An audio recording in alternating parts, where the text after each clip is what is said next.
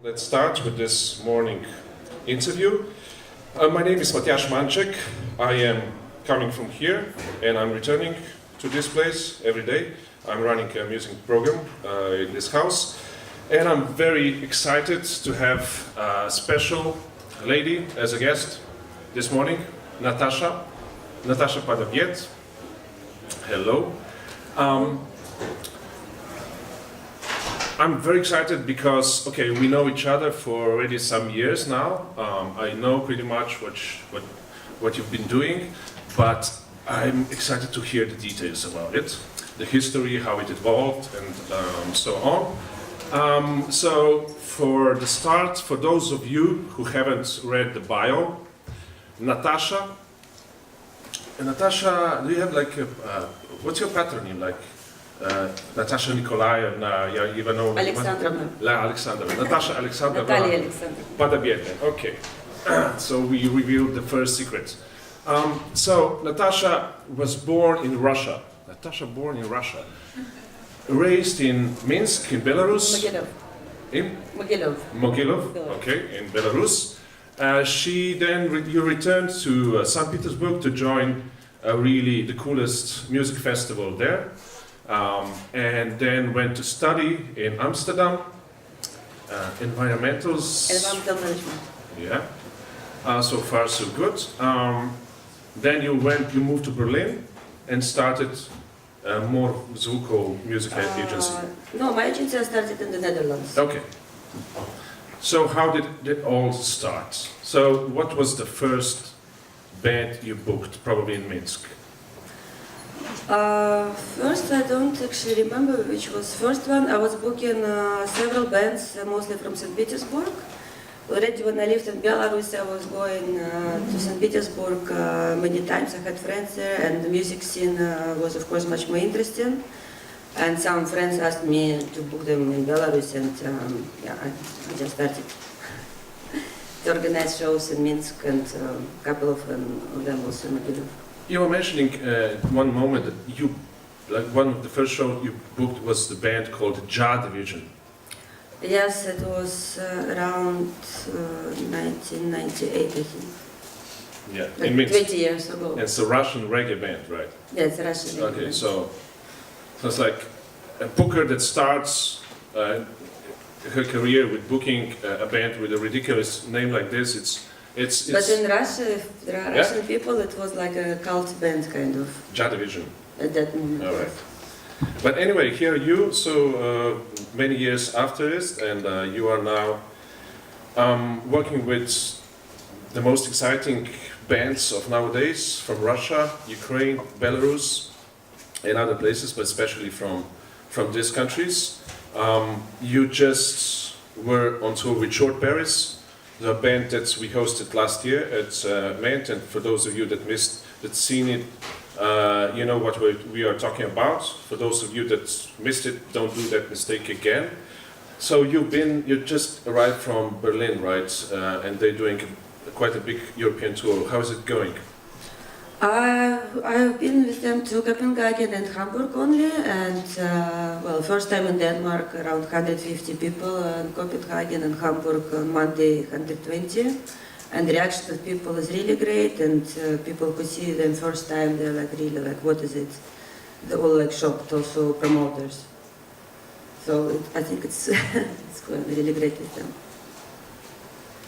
Okay, so Shortparis is maybe just a queen on top of the list of the bands that you've been working with. I would also say DakhaBrakha is also a very special band, and they will be on Russian and Ljubljana very soon on 25th of May. Two like the most special bands maybe in Eastern Europe. So DakhaBrakha, Ukrainian band, which is also filling up venues in New York, all around the world since... Yeah, they're already very big in this genre. And okay, just to mention a bit maybe older bands that also they've been coming over also to Ljubljana like decades ago, like Chups, Nom, so really cult underground bands from Russia. You've been working with them for Europe also, or just in Russia or around? For now, I was only booking a few shows in the Netherlands, but for MENT Ljubljana, I started their career like 15 years ago. I was their booker for 13 years, not anymore. Okay. And I did like, we did all Europe and China also. China? Yeah, one time China. Okay.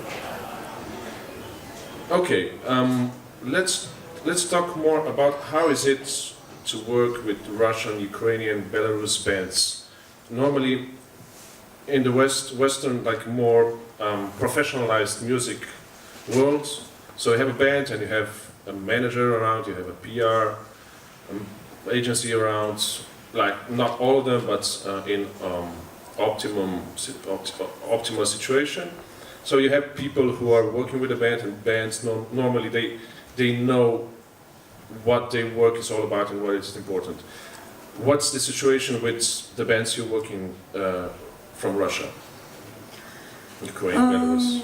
Well, of course, Russian music is not that known outside of Russia, and now it's a bit easier, but when I started more than 10 years ago, it was like knocking to the closed doors. You know, there are just a few promoters in Europe, like I can name the places like Fusion Festival is very open-minded, some more underground venues, but far, like not of course every club or festival is interested to book Russian, Ukrainian or other band, because they just don't know this music, they don't know the scene, they don't know how they sell the show. So it's, yeah, slowly, like, you know, year after year I was building my base of contacts, and now I work with all Europe, and yeah, I think now it's going pretty good, but it was very difficult to start. Okay, already from the perspective of the mindset of the bands, it was to organize them was difficult. What about working with Russian bands, Belarus, Ukraine, trying to bring them to Europe with all this political situation, which has also a lot of obstacles sometimes. What kind of obstacles do you face, and is it getting better, worse, the same? I don't know really if it's influencing, but for instance for DakhaBrakha, you know, they were becoming famous, and that period when there was also Maidan. So for them it was maybe a bit like plus, because for instance they played Transmusical exactly the same year, and all media wanted to do interview with them because it's Ukrainian famous band and took part in Maidan also. So maybe for Ukrainian bands at that moment it helped a bit. Well, my Russian artists were not arrested like I speak, so I don't profit from any political scandals. And how is the situation among Russian, Belarus, Ukrainian artists and audiences? So how is it for Ukrainian artists to tour Belarus or Russia? How is it for Russian artists to come to play to Kiev? What's the situation? I think it really depends on the artist positions, because there are Ukrainian artists which play in Russia. For instance, I work with Ukrainian Dorn. He's really huge in Ukraine and Russia, and he plays in both countries. But then I met a problem when promoted the shows in Netherlands and Germany, and I was advertising on Facebook for Ukrainians, like let's say Ukrainians in Germany. People were like really offended that I use Ukrainian media to promote him, because they think that he's a traitor, he played in Russia. But for instance, Shortparis, they played a few times in Ukraine, and they did a couple of tours, and they're very, very popular there. They sold out a venue for 1,500 people last year in November. Like, promoter rented a special place like City Market, and was completely sold out. So there are people like Ukrainians who go to see Russian bands, and there are Russians who see Ukrainian bands, and Ukrainian, especially pop scene, is really huge in Russia. Like all these main Ukrainian artists. Even the artist which you also work with? Yeah, last year I did first European tour for him. And yeah, all these biggest Russian bands like the Agra and so on, they're all from Ukraine, and they're based in Russia now. Because of course Russian show business has more opportunities. What about among bands themselves? I heard some story that one of also big bands that you're working with, Onuka, Ukrainian band, had some issues with performing with a Russian artist or something like this. Yeah, in Prague there is a group of Ukrainians who, after it was announced that Onuka is playing, actually it was like this. I wrote to Palace Acropolis and they had already a festival with Russian artists. And they thought, oh, okay, Onuka can headline our festival.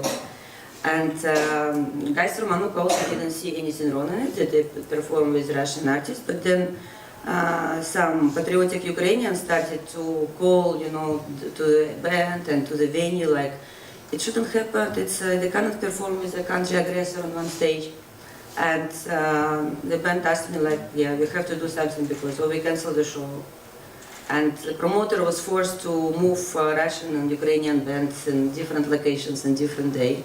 And it has such an impact that even Poroshenko congratulated them on his Instagram or Twitter, and all Ukrainian media was, yeah, our Ukrainian band didn't share stage with aggressor country. It was, unfortunately, it's like this. Is this getting any better, or is it been Only like worse. this? Only worse. Only worse? Yeah, this Ukrainian-Russian situation. So, there is no any solution. But you don't have any problem handling, so like managing both Ukrainian and Russian bands? I work with open-minded artists. I mean, they know the situation, they invited to Russia, all of them, but they tell like, no, we can't go and perform there now. But yeah, they see the difference between politicians and normal people. Speaking of politics, so what about the Russian internal affairs? So I had this nice little fight with my good friend Eric. We were drinking beers, and I'm Putin fan, and he, like the most of normal world, he treats us as a monster. And I think basically I won, but he wouldn't agree. But so the next day he slapped me with a link to a Slovenian media site. Like actually, it's one of the biggest sites, and you can read also today an interview with organizers of this festival. It's called MENT Ljubljana. Anyway, so the link was about Putin is imprisoning Russian musicians, and it was 2 months ago, and it was about a duo, I Speak, which was going around Russia, touring Russia, and they were posting that they've been like the secret police stormed their shows and they canceled the shows and so on and so on. And there was another thing with the rapper Husky also. So what's going on, and what do you think like the state politics, the government has to do with it? Well, I don't live in Russia since 2001, but I follow, of course, all the news because I could also read them in Russian. Maybe I know more than just one side, which is, you know, brought by Western medias. Well, there is difference between imprisonment and just taking to police department for a few hours, you know. Like, it was already in Western media like they're like in prison. No, they were just, I think Husky was arrested for hooliganism because after the concert, which was cancelled, he stood on the car, somebody else's car, and started to read, like to rap, and police took him from the car. And I mean, I don't know exactly if it was like really imprisonment. I think it was just determination for like a couple of hours. Yeah, Does anybody else have some more info or thoughts from the audience? Tanya? but I mean, it was, yeah. Name and where you come from. It was too much blown Yeah. up in Western media. All this Yeah, story. my name is Tanya Makaru. I'm from Moscow, Russia. I'm part of a Russian expert initiative. It's called Rush. So yeah, it was actually, yeah, as Natasha said, it was, he was arrested for vandalism in his band. I think 5 or 6 days in prison because of that, so it was kind of an administrative arrest. So, but yeah, it was not political, more social movement. So people start to. So it was politicized in media, basically. Yes, but I mean it's like more about this. Yeah. So I think that it was also used as a political thing in the end, but for sure in Russia we have problems with that. Yeah, A lot there of is bands can be censorship. cancelled and the venues can be shut down if something. But is it like for some kind of systematic repression, or like that it's going on, or is this all just media?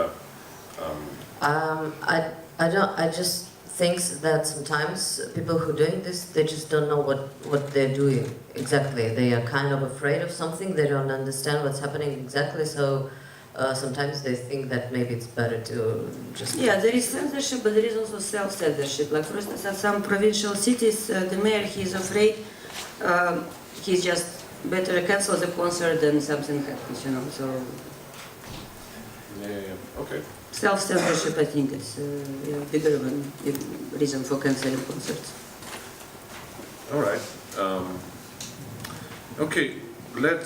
Okay. What about bringing?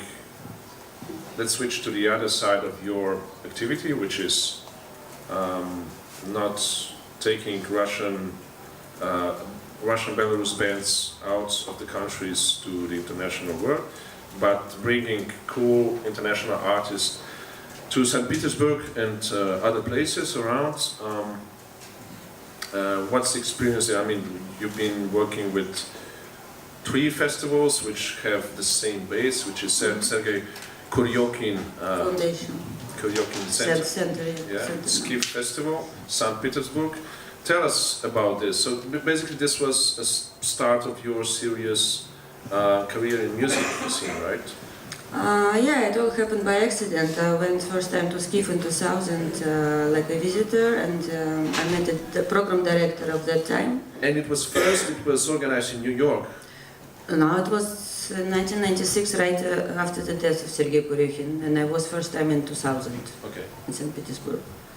And I met at that time program director Alexei Pesnin, and they were looking for somebody like who does production, and I booked one Belarusian band at that festival, and I was maybe approaching him at a certain time. He told me like, I like you are active.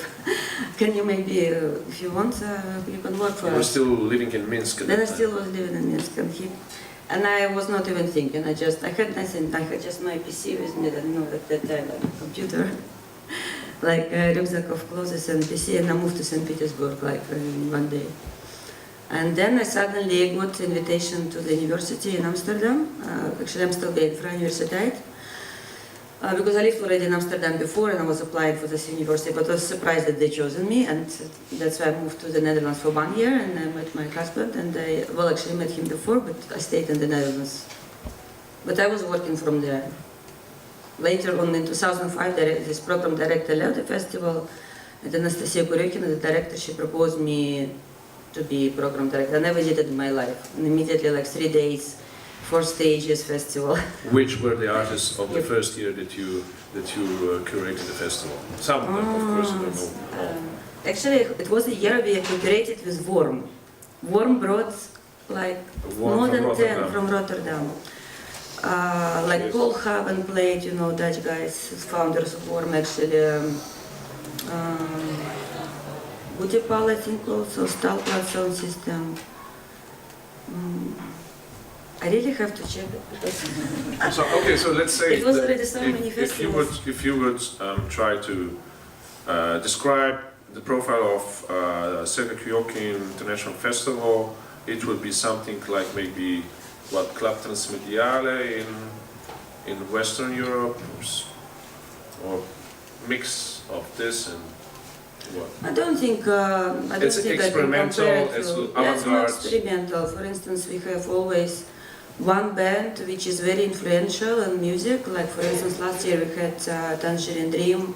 We had also Swans when they reunited for the first time. Psychic TV, Michael Rotter with Noi, Harmonia. Like there is always one person who is like influenced on modern music, and then like young names. Like for instance, who else we had last year? Motorcycle was also last year, but then also. And you had the first Slovenian band last year. That was at Ethnomechanica, yes, Širom. Širom. What's the local reception of the festival?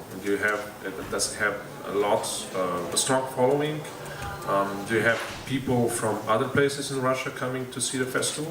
Yeah, we have people from Moscow coming a lot, from other cities.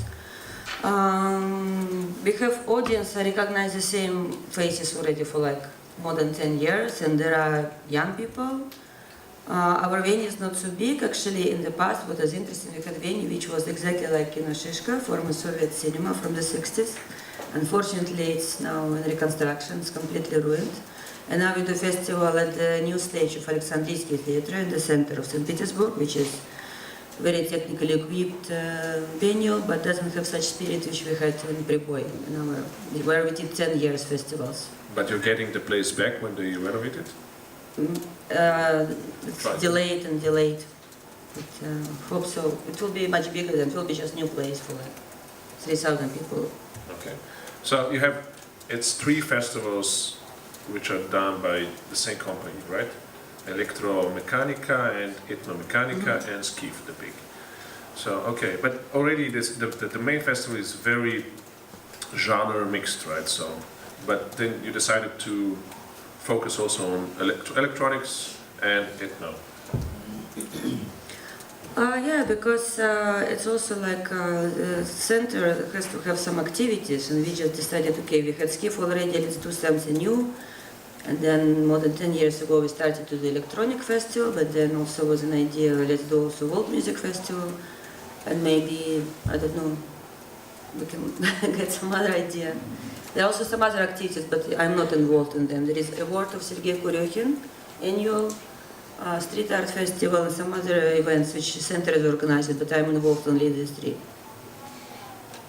Are you also bringing, when you bring this international artist to St. Petersburg, are you trying to cooperate with some other promoters in other cities in order to, I don't know, to secure them more shows when they are in Russia? Yeah, we usually do Moscow, and yeah, Igor Gusev is one of my partners in Moscow. Say привет. I don't see Stepan, he's probably sleeping. We also did with Stepan Kazaryan some shows together. Do we have some questions or comments from the audience at this point?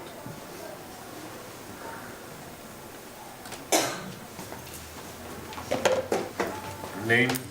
Hello, it's Tomek from Spring Break, Poland.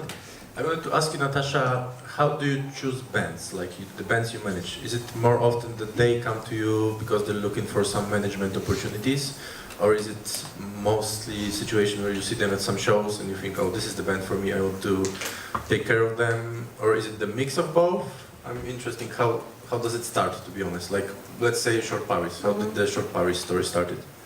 Yeah, I've got like really a lot of emails, but I can't take any more artists, and I really choose myself. I think all artists are invited to work with me, and with Shortparis, I knew them from a long time ago, for 5-6 years. They played SKIF already twice, and I liked them. Yeah, it was a great band. But then I think it was Bol in Moscow like 2 years ago, and I saw them and I said like, wow, they grew up so much. They became like really, really great.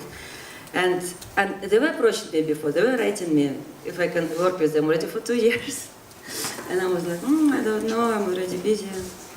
And I saw them, and they were also very happy that we started to work together. We have a very good relationship.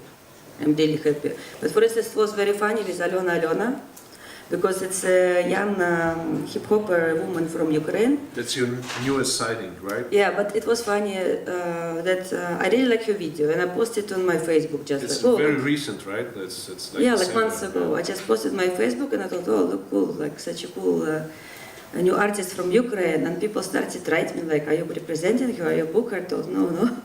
But then I said, why not? And I found out the producer of Alena. And he also knew about me because I work with a lot of Ukrainian artists, and he told, yeah, we'll be happy to work with you. And yeah, so that's it. But for instance, with DakhaBrakha, we worked for 10 years already, and of course when I saw them, actually I invited them first to play to Ethnomechanica, one of the first one. Then I saw them live, we talked, and we started to work together, then, like Daughters, the other project. Actually, Van Dorn approached me, management of Van Dorn. Okay, so currently your roster has 15, 16 artists? No, less, and it will be less. I decided to concentrate only on Russian, Ukrainian, Belarusian artists, with maybe 1-2 exceptions, like Philistine and Nova, because it's a very important project for me. And I do Altengun for Eastern Europe.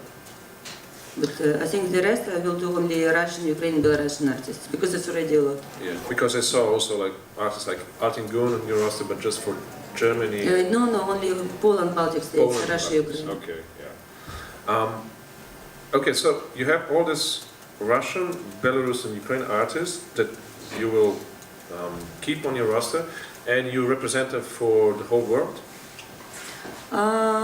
Not all of them. With some artists I work for instance, DakhaBrakha, they have agent in France and American agent. Okay. For some I work Okay, for all the they're world. already on that level that you need. Yeah. What about representing in their home countries? Are you also doing that, or In Russia? in Russia? No, in Russia they will work on their own. No. So without management, without agents, No, without... they have management there. Okay. I mean, Shortparis, they have several people in the team in Russia, Yep. with the concerts and All right. bureaucracy. Okay, so with these artists, which are very exciting and they are fresh thing in the world, the scene of music, what are your strategies? Obviously not for all of them the same, because they're on a different level and they have different profile music-wise. But speaking of trying to organize things for them, first in Europe, US, China, how do you see this geographically, the potential for these artists? Mostly I work in Europe, but for instance, Oligarkh were invited to China, and a year ago we went with 7-8 concerts to China. I was working with 2-3 promoters there. There is... So it's opening the China also for these artists. How is it? Yeah, for Shortparis also there is Chinese promoter interested, and yeah, of course, I think Asian market is also very interesting for me. For America, you need a part booker, of course. Visas and everything, it's difficult. More questions from the audience, please. Richard.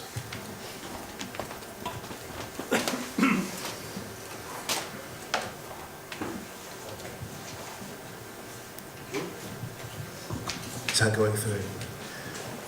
Hi, Richard Foster from Worm and the Quietus. Hi, Natasha. Just a quick question about the politics of the industry.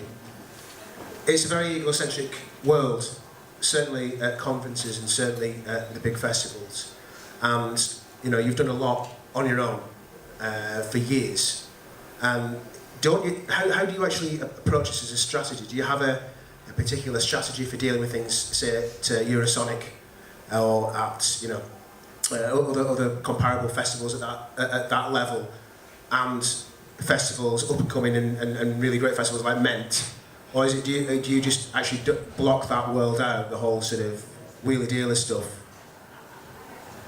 I don't think I have even really a strategy or some plans. I mean, I just try to approach everyone. I have quite many contacts, and I go to all the showcases. I have artists every year playing at Eurosonic, for instance. Women's I had 5-6 showcases, like South by Southwest I had 3 showcases even. I mean, and I don't think I have like certain plan or strategy. Because people always say that, don't they? You have to have a strategy, you have to have a particular modus operandi, but you don't. No. Yeah. You don't have to. Yeah. Thank you. Somebody else? Questions? Comments?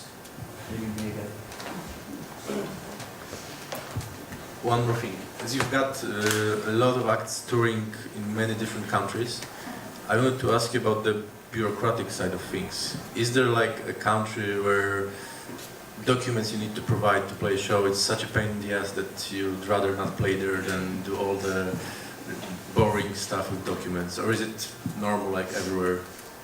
Yeah, and some countries need this A1 form, but Russian, Ukrainian artists, they cannot provide it, that's it. If you're an European artist, you apply for it and you provide it. If not, then I never had gig cancelled because I didn't have some papers.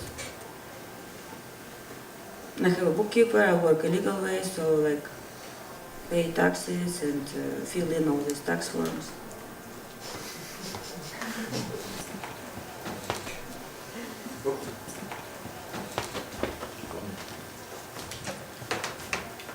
Hello. Hello. Name? This Where will are you coming be from? what? What's your name? Oh, my name is Igor, but I'm not coming from Russia. So this will be a very old school question, of course. Like I would be interested to learn how your media, you know, local or national, view what you do and the music that you promote. Or the other side of this question would be, is there any more social or even political relevance to the kind of music that you promote in Saint Petersburg, if I am rightly informed? Yeah. So yes, mainstream media, I would say, mainly like the TV and newspapers, how they review or even notice what you do. Yeah, we have very good coverage in local media. We have local TV coming to film the festival and do interview with artists. But of course, because our festival is sponsored by the city and the state, we can't take scandalous politically scandalous artists. Just for the reason because the festival can stop financing. So the financing of the festival can be stopped. And So no Pussy Riot for it? Yeah, but Pussy Riot I don't like in general. Why should I think about it? Yeah, but still, if I understood Igor, by the way, Igor is the legendary promoter from Slovenia. I have to do it, come on, it's proper. Okay, but still, if I understood your question right, also you wanted to ask if these bands that you manage are politicized, have some political stand. Not necessarily like politicized in the old, because I think this is there must be a, well, I'm very cynical about this, let's say, possible political relevance of popular music, even the avant-garde one and so on. But what kind of audience is there, like social context? I mean, what do they find in the music that you promote, beside obviously some escapism and occasion to maybe consume some ecstasy or whatever, So our festival is not a rave. I mean, it's a different type of festival. I totally like if the artist has some social or political message in his art. But for instance, Shortparis, they tell we are not political band, but we are social band. I mean, they touch social issues in Russia, but not politics. But for instance, DakhaBrakha. But Shortparis, I mean, they have a political kind of impact, even though maybe not intentionally. Yeah, but they don't want to play with politics. They don't want. I mean, the last video was so political. Come on, it was what they say. Clearly controversial from the very second. Strashno. So like, you check it out. The video is Strashno. It of course, and I read it was also quite a lot of problems shooting that video because of all the political context that's evoked, right? So in the video you see like Arabic, they're wearing Arabic signs on hoodies and stuff, and where they just quite similar to the better of Leibach stuff actually. They play with the context pretty in a smart way and going to the edge, very far actually. And there were quite some problems with shooting that video, right? Yeah, they didn't get permits from a few places. Somebody didn't want to give them equipment after they hear what will be video about, and with school where they're shooting was the problem. But I also wanted to mention DakhaBrakha. For instance, DakhaBrakha, at the end of each show, they open Ukrainian flag, and they always say "Stop war, stop Putin" at every show. And many interviews they give, especially Marco, it's always about this political situation. Shortparis, Kolyash, he was touring all Europe with Russian flag on his chest, so it's like. and not That's political. provoking mostly. I don't think it's. They're proud. Yeah, they're Russians. They're patriots. More questions, please.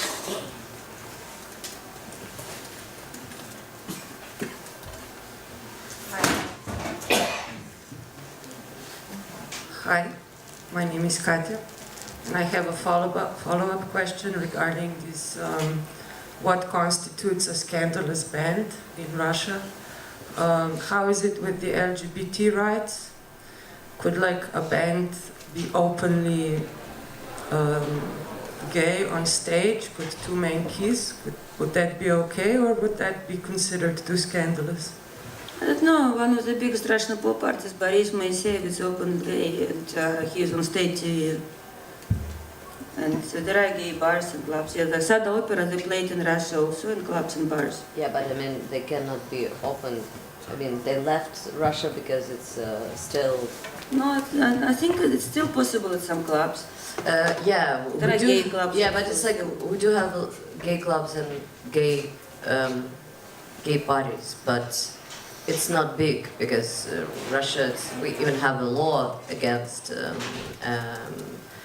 homosexuals, like propaganda thing. So actually, to be an open LGBT band, it's a more underground thing, and it's growing now because it's also kind of a thing that's growing everywhere, all over the world. So we have more independent LGBT media and different foundations and I don't know, communities who are trying to fight for the LGBT rights, but still it's not horrible things happen, like in Chechnya or I don't know, even somewhere outside of big cities. It's people are still hiding. They cannot go on stage and do this. They can. It's like even with Boris Moiseev. Yes, he's open gay, but it's also he came from ballet and he's like from the other epoch, like from the 90s. He became very famous in 90s also, and I don't know. It's just a bit different things. People don't think about him that he's dangerous because he thinks that he's crazy artist who's, I don't know, old ladies actually loves him. So that's the main audience for him. It's like all the time it's like ladies. I'm not joking. So it's a big question about what is happening with LGBT. I think with LGBT rights it's really bad. And with the community also. So, but yeah, we do have Boris Moiseev, we do have Baskov, like all the big pop stars, they are gay, but they cannot say on stage that they're gay and they're fighting for the rights. So, yeah.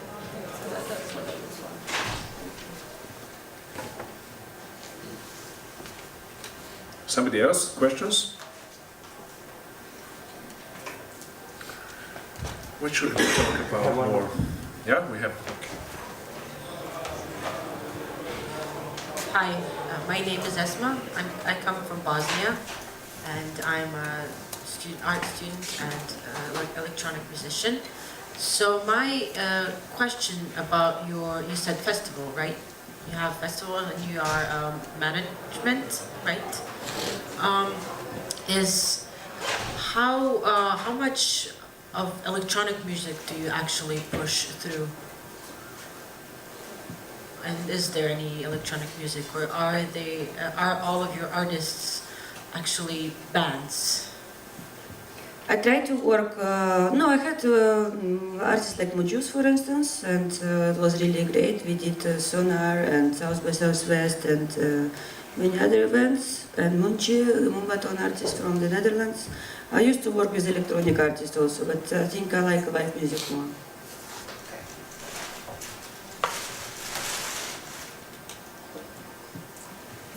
Yeah, but the artists they work with a lot of them. They mix electronic production with live band playing, like I never work Oligarkh. with DJs, for instance. So very different field for me. But you do work with very different profile of festivals, promoters. So you Vomex, obviously you were also like 4 years ago one of the 7 samurais, so the jury of Vomex. So you have your bands playing those kind of festivals. You have Sonar, you mentioned, Klaptros Mediale. It's not a lot of people that are working with such a wide spectrum of music events.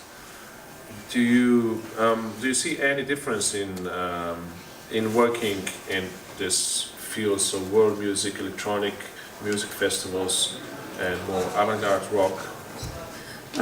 Yeah, sometimes it's different. For instance, DakhaBrakha was for a long time considered like more or less world music band, but now slowly, like, you know, it's not actually only world music band. They mix minimalism and classical music, and now they play it even on desert days in California, like right after Idols on one stage, and like also some other bands like Oligarkh, you know, they mix world music and rave, and they play both on world music festivals, and also they play on raves. I mean, there are some, of course, artists which are combining different scenes, but I think it's boring just to be in one kind of scene.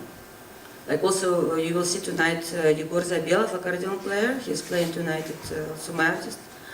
And he's also mixing like jazz, avant-garde, neoclassical music and world music, and he plays button accordion like really geniusly. I saw him at Eurosonic 2 weeks ago, and he was really great. So don't miss this show, Yegor Zabelov. Tomorrow, I think, yeah? Tonight. Tomorrow. Was it? No, I think tonight. Ah, it's yeah. You're sure? Yeah. It's your artist. You're right. It's tonight at Staro Mestno. Exactly. Thank you, Tomik. Yeah, you want to say some more about Yegor? Oh, no, I think it's... Yeah. We have also his brother playing tomorrow with Zabelov Group, which is a Czech duo.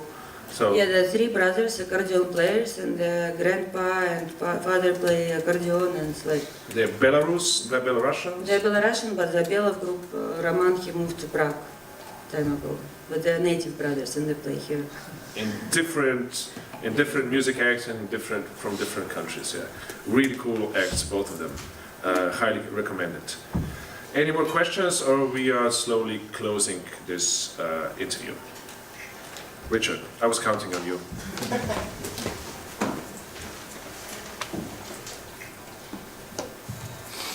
I'm going to ask a very boring question, Natasha. The idea of the difference between the East and West, is sort of the idea of the Western gaze and the Eastern gaze.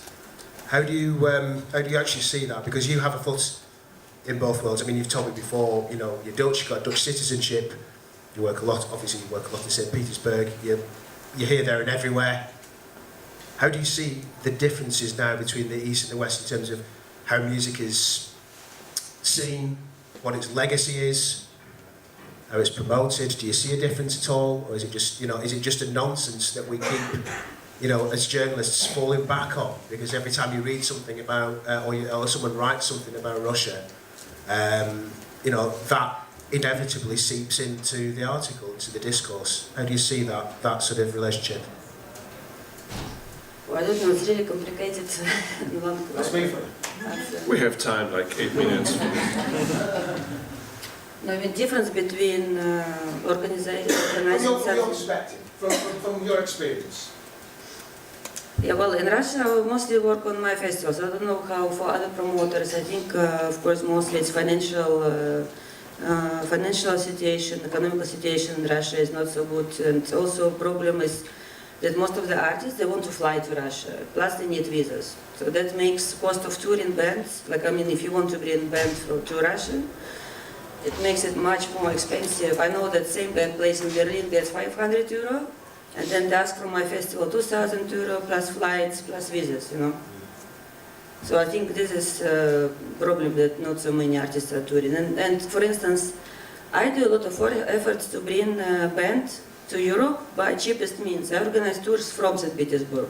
So Shortparis, they rent a van and backline, and they drive this time at Finland, take ferry, play Sweden 2 gigs, play Denmark, play Germany, play Poland, Lithuania, back to Saint Petersburg. Then again, I'm doing May the same. Which Western band will do it to come to Russia? I did few tours like this. I did Dutch bands actually and German band, but even Finland is so close. You could play Helsinki, play Baltic states, and then include Saint Petersburg, because distances are big, and no one promoted, no one booker. I know I asked several who were like artists who were playing at our festivals. Which tour? No, pay our tickets and visas and everything. We don't care. So there are not many international tours, especially. You have some shows, you have some festivals. Oh, they come to Russia guest and shows, they go but by train, or like, yeah. I don't know. You have bands like embarking on Trans-Siberian Express, doing the tours. Yeah, some bands are doing it. They come, I know a they go band, by actually. train. I see a member of one band here that did this, the Slovenian Because in band. Russian there is backline in all venues, and it's also a big surprise for Russian bands when they want to go abroad. If there is no backline, they have to bring all the backline with them.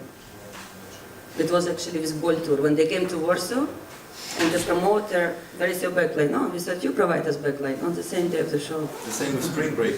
Spring break, the same. Because there was no backline in Rider. Maybe, Yanni, could you share with us experience with touring Trans-Siberian Express? Yeah, this is Yanni from Laibach. Hello. Hello. Hi, Natasha. Hello. Yeah, it was a really great experience. We did it in 1997 with crazy Nick Hobbs. Is he here? No. No.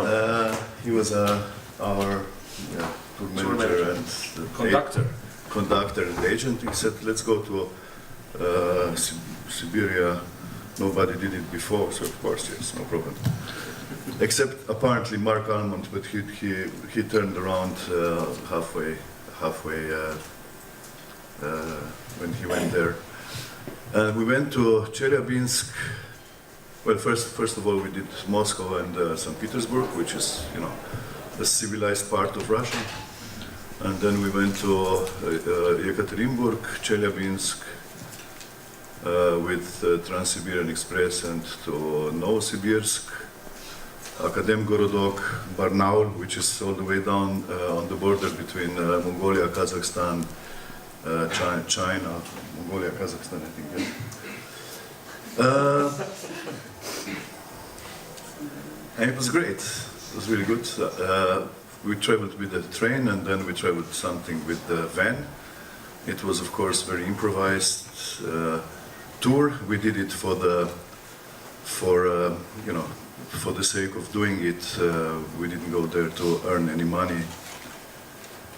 It was more experience. We wanted to see how Russia looks like. We met with a lot of interesting people, especially of course, in Akademgorodok, which is a kind of Russian utopian city, which was, I think, built during Stalin times, in terms to send all the scientists and everybody that Stalin didn't like to have in Moscow. He sent them into Akademgorodok, a kind of Russian version of utopian scientific city, built at approximately 2 hours south from Novosibirsk, which is a nice city, actually, Novosibirsk. All these cities, I have to say, they're actually they have the centers, which are basically, from our perspective, quite European, classical Russian imperial cities, and then only the outskirts are getting really devastated, which most of them were built in the time of Brezhnev, the outskirts, so the cities are falling apart towards the latest periods. And Novosibirsk is also a 2 million city. It's one of the biggest student city in Russia, as far as I know. And in Akademgorodok, we had this concert. The equipment was really not that good, and instead of giving us the equipment, like the usual equipment, they actually gave us computers. They were so computerized already in 1997 that everything worked through computers, and we had to mix through keyboards, to do the lighting through keyboards and everything. Of course, the electricity went on and off, and they thought when we came there was this idea that Laibach is a punk band, so everybody was jumping and fighting, and there were the guys taking care for the how do you call it, the bouncers, the people who were taking order in the venue, and they were literally fight these students with wooden kicks and so on. So there was lots of blood. It was like heaviest punk event. Total chaos. But it was great concert. This was only in Akadem Gorodok like that. But now our concert was actually financed by a local tycoon, because his wife was a fan of Laibach, and they were kind of splitting, and he wanted to get her back. And we had a dinner together, and his wife was very much, trying to get into our pants, so to say, which was interesting. And this guy, the husband, was there who financed all the concert and everything. He was very drunk, and this was our local promoters, basically. In Yekaterinburg. Did he win her back in the end? I don't know. In Chelyabinsk was interesting because they took us. We were sleeping in a hospital for old people, which was literally falling apart. So everything was in a really bad state. But for instance, when one of us was totally ill, he got some strange illness and so on.